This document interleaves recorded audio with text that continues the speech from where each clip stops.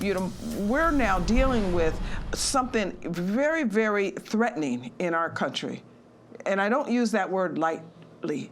We are really in a problem when you have people that think that they can cancel others, that they can force them underground, that they can take their jobs, that they can take their securities, that they can show up at their homes, that they can intimidate. I mean, we haven't seen this type of aggression since the KKK, if you will. And I think that some of the behaviors and tactics of Black Lives Matters and Antifa are similar. But I wanted to talk to you about this because you've been looking at these issues bigger for quite some time, and you've even told me at certain points in our conversations that there may even be some connections to real communism, like as in Chinese communism. Yes, there are. Welcome. Thank you, Star. This is one symptom that you've described of a much larger problem, unfortunately. It'd be bad enough if all we were dealing with were people who were trying to desperately censor or suppress Americans, in violation, by the way, of our constitutional rights in many cases. Unfortunately, that's just a piece of what I think really is a full-on revolution that is now underway, that is determined to get rid of that Constitution, not just deny us certain rights we have under it, but replace it with the workers' paradise, or the socialist vision of a utopia in which we are all going to be equally given opportunities, we're going to have equal outcomes of those opportunities, we're all going to get paid the same, we're all going to get, the same health care, such as it would be. We've seen this movie before, Star, as you know. It does not end well. No. Ever. Ever. And it won't end well in this country if, God forbid, we wind up succumbing to it. But it's so seductive. And when you've got as many young people, particularly, who've really been indoctrinated over the years by successive generations of teachers and, colleagues and employers even, they are susceptible to the idea that capitalism is unfair. And we must replace it with something better.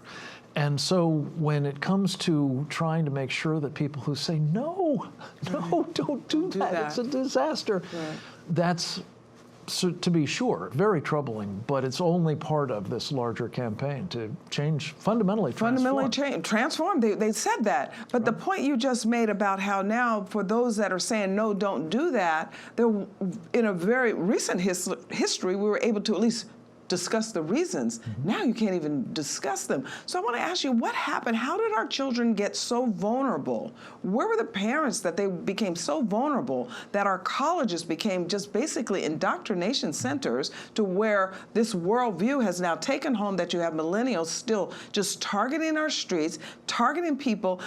We're reading stories now where people who even founded the company can't work at his own company. Yeah.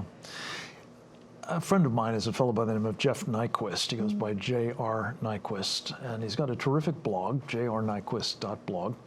I interview him on my radio show regularly, and one of the things that he said, I think on our very first meeting, was he was at Berkeley, I believe, as a graduate student, sort of early on in the sort of first version. Oh yeah, well we know the revolution, and they were talking about that in the 60s, exactly. Yeah. And many of those folks actually went to communist countries or they Cuba too, as well as or to the university to become professors. Yeah, well, this is the point. He was saying that he remembered, and I have my time may be wrong. Maybe he was reading about it at the time, but he remembered people saying that with the fall of the Soviet Union, with the triumph of freedom over the USSR, my old boss Ronald Reagan's great project of trying to liberate hundreds of millions of people,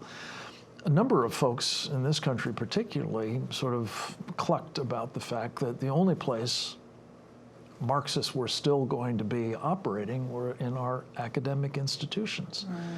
And he said, but that's a disaster. Yes. You let them have access to your kids, and inevitably you get to where we are now, Star. I think that's a big part of it.